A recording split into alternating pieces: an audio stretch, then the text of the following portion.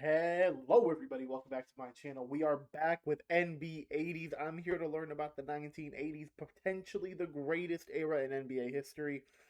I think we're in 1984, which means that Michael Jeffrey Jordan is about to be drafted. This is going to be a fun episode. I'm excited for it, man. I want to see some more Magic versus Bird. I want to see some more Michael Jordan. And I want to see more from players that I never even knew existed. So let's go ahead and hop into this part. Let's go. And Gallatin gets the bat. Hustle by Russell. Here goes Marvin. That'd be cool if they had like a... What? No shot, dude. You're kidding me. We're getting a dumb ad that quickly into the video. I wasn't even able to enjoy anything, get any words across, or... We're not going to crash out. We're not going to crash out. I was going to say it'd be cool if they had an NB60s and an NB70s. I don't think they have that. NBA TV But that would have been cool. presents NBA80. Skip, forget. Skip, we see Fans play. We've been here. We done that. I want some new. Excellent.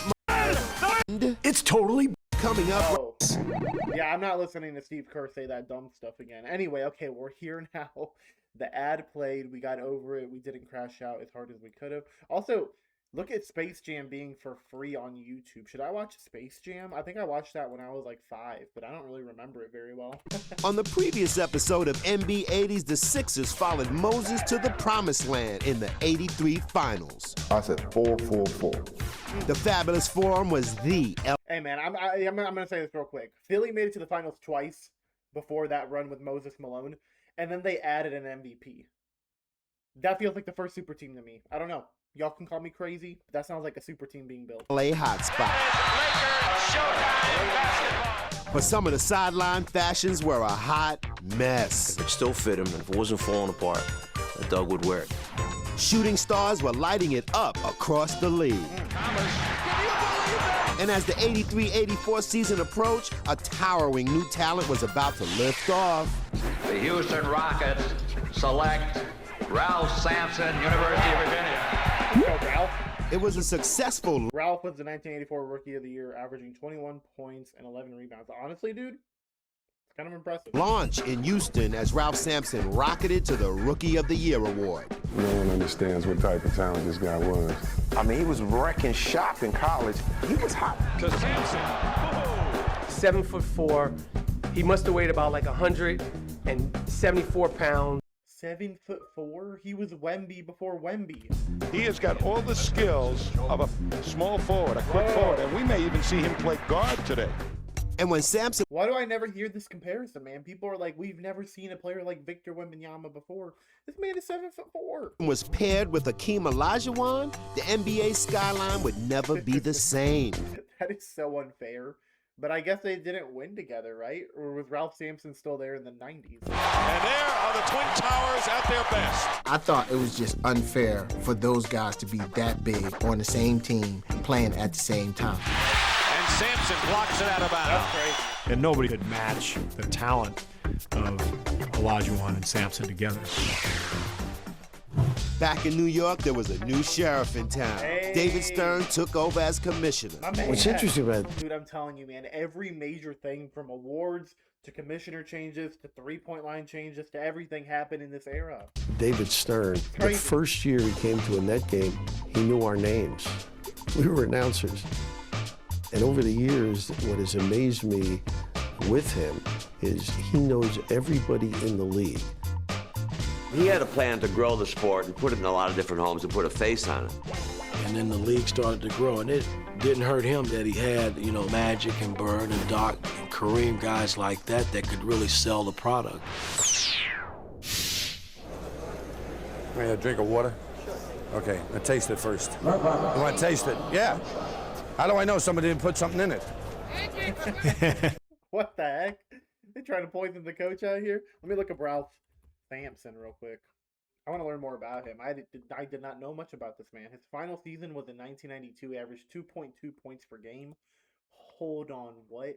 Nah, Basketball Reference, as much as I love you, you're not good for these videos. We're going to Wikipedia. He's a 4-time All-Star. All-Star Game MVP. All-NBA Second Team Rookie of the Year. So it seems like his career kind of fell off pretty quickly. He averaged 21 points per game, then 22, Then 19, he was averaging 11 boards per game, multiple blocks, and then it looked like injury, man. 43, so 82, 82, 79 games played, then 43, 19, 29. Seems like the man just kept getting injured, dude, which is really unfortunate. Because the man looked like he had quite the career ahead of him. And I hope we don't get this with Victor Wembanyama, man. I'm a little nervous that Victor Wembanyama will have a very similar career. Let's see. What injuries? Sampson experienced his first scare of injury in 1986. He attempted to grab a rebound and he landed awkwardly on his head. He severely bruised his back. Yeah, that doesn't seem like something that would keep you out forever, though. What the heck happened to Ralph Sampson, man? Rookie of the year, 12 seasons played. Injuries began to take their... Knee surgeries, yeah. Dang. Honestly, man, it's always freaking knees with these kind of guys, man. 7'4". Tough, man. He was an All-Star Game MVP. He was better than any other All-Star out there. Tough. Frank Layden, one of the all-time characters. This character was also the '84 Coach of the Year. Calm down. You know what I mean? Just calm down. You get a little excited there, all right? Oh, Frank. Frank, he certainly was one of the funniest people in the sport. I mean, you'd be on the floor laughing. You don't realize it. All these years I've been undercover. All these years I've been undercover. When you did games with him, he was really trying out for your job, just in case his didn't work out.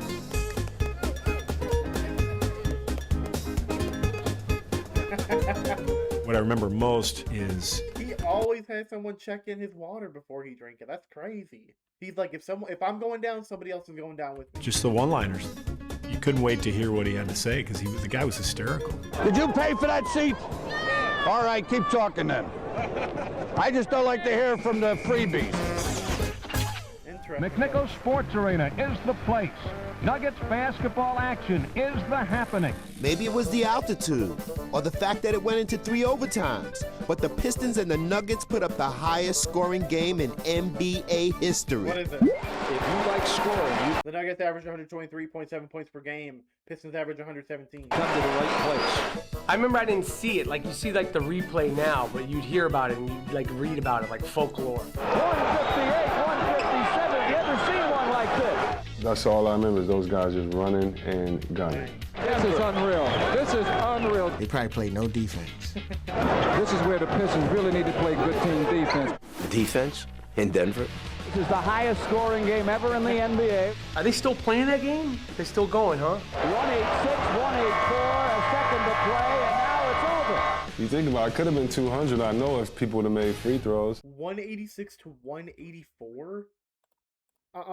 Highest scoring NBA games. No shot. Triple overtime. 186 to 184. No shot, dude. Yeah, this one happened recently in 2023.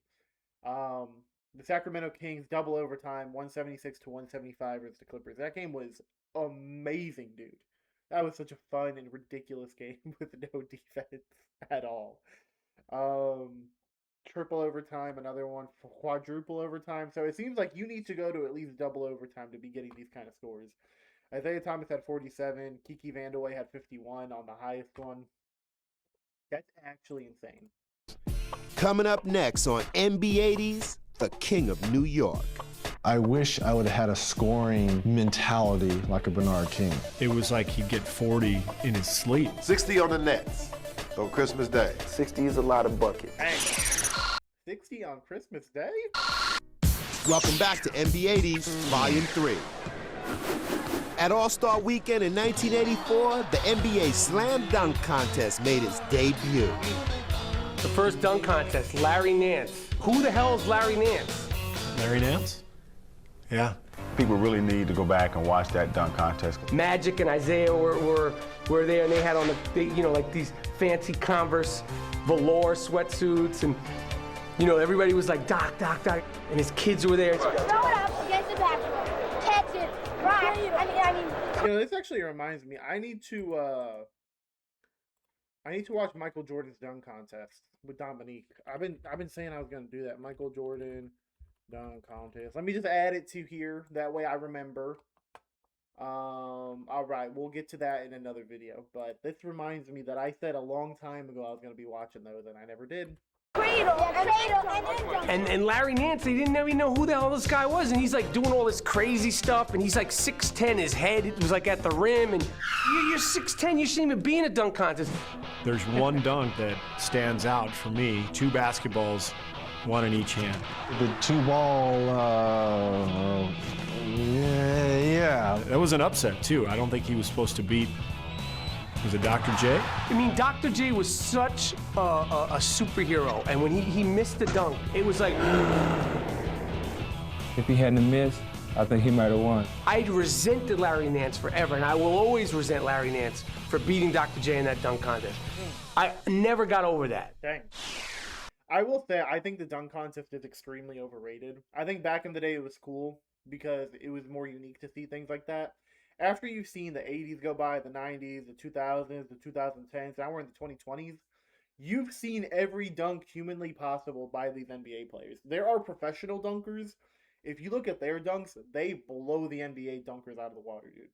They blow them out of the water with the types of tricks that they're doing. So I think they should get rid of the dunk contest. I know that's a controversial take for a lot of people, but people don't like it anymore. It's got the least hype in All-Star Weekend. None of the players want to do it anymore. It's just been done already. And honestly, some of the dunks, like the two-handed dunk, if someone did that today, people would say it was lame. It was cool back then because we'd never seen it before. We do it now, it's like, I think we should do one-on-one. Bring in 8 players. Yeah. Bring in like 16 players. Have like 2v2 brackets, right? And like first person of 5. That might be too many 16 players. Maybe you bring in 12 players. I don't know. 8 players. I don't know. But have a little 1v1 type action and see who's the king of the court with 1v1. That's what I'm trying to say, man. I think that's what would be the best for All-Star Weekend. Not the dunk contest. They're retired, man. I think also Zach LaVine and Aaron Gordon, they had the greatest dunk contest in NBA history. You can quote me on that. Nothing has ever come close to that. Guaranteed. Zach LaVine and Aaron Gordon. And after you peak on that, how do you get higher? You know what I mean? The slam dunk contest would take All-Star Weekend to another level. But the same couldn't be said for the Legends Classic. Yeah, I remember the Old Timers game, and I remember it didn't last long. That's not a good look. And I'm glad they stopped that. It's not great to see old-time basketball players get out there and try to act like they're young again. Your mind is telling you to do things, but your legs just won't do them. So it is slow motion at times. You can't get in a track. Crazy that these guys agreed to do this. With these guys. Now that was ugly. It was slow motion. And it was fun to watch, and there were a few chuckles, but bad idea. Horrible idea. If you want to get into the pros, you have to. The celebrity game is also a really bad idea. We should get rid of that as well for the NBA All-Star Game. Do something different. If you can't get me the A-lister celebrities like Michael B. Jordan every game, I don't want him. Go out every day and play. Michael Ray Richardson to the hoop with a scoop shot. Michael Ray Richardson. Sugar. He was a 6'5" point guard. There wasn't nothing for him to go out and have like 20-something points, 10, 12 rebounds, 15 assists. What a pass! You knew you had a great point guard when you ran hard down the lane because you knew you were going to get the ball. Oh my God. He was guard when you ran hard down the lane. Defender. Because he literally hung on the rim. Knew you were going to get and fell off and landed on his back. What the heck was the point of that? Ball. You know, he was, with all this, and he had like that, and he'd lay up in the lane. Oh, what a shot! Sugar left a sour taste with the defending champs in the first round of. His name's Michael Ray Richardson. I've never heard of this man in my life. Michael Ray Richardson. Sugar. Who are you? Homie had 4-time All-Star, 2-time defensive first team, NBA comeback player of the year, 3-time steals leader, assist leader. Whoa. Okay. Wait, hey, when you're leading the league with the steals, with the assists, like you are versatile, my guy. He even averaged 20 points per game one year. The year that we're talking about. All right, I see you, man. Sugar, I see you. The playoffs. We had the equalizer.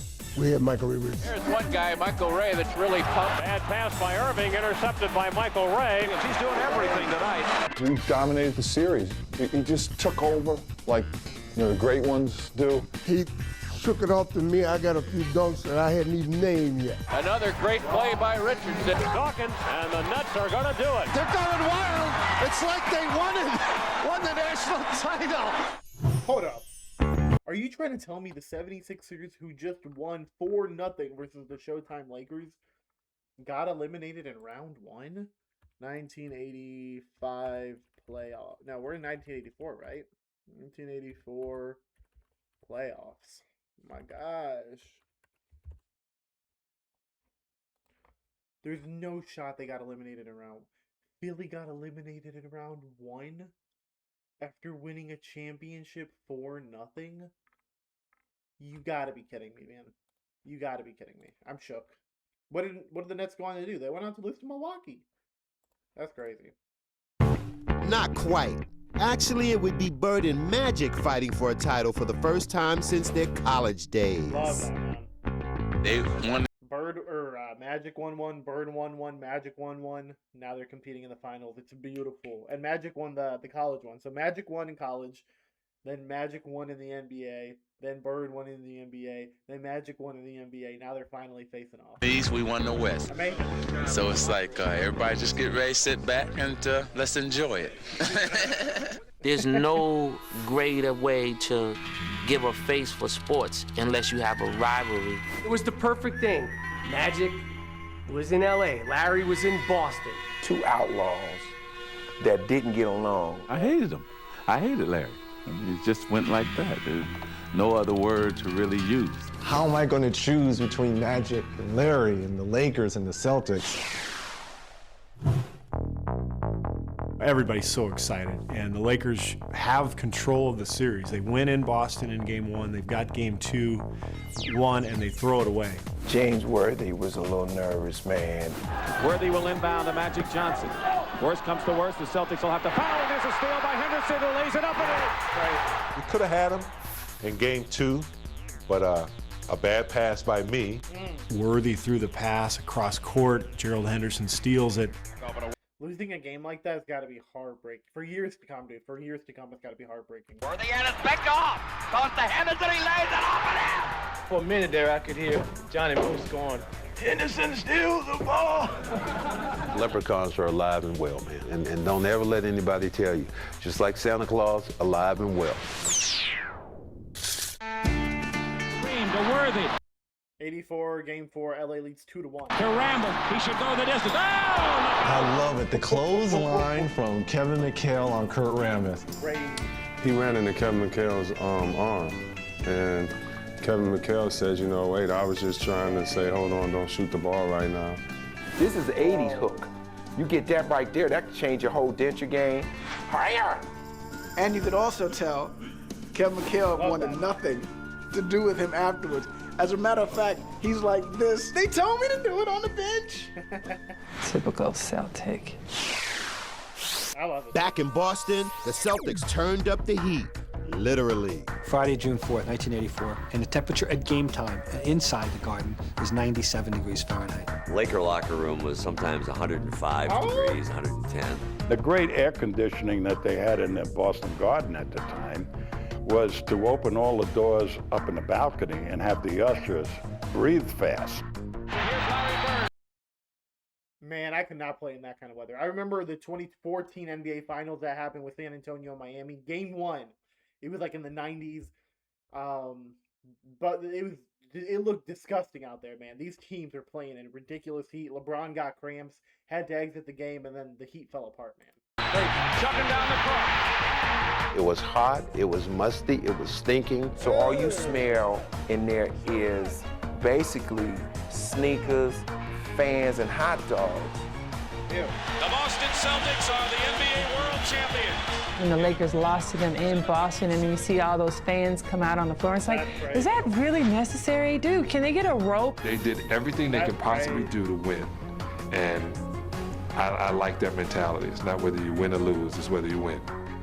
We're talking about a dynasty. Here's where it is, right here. It's the dynasty.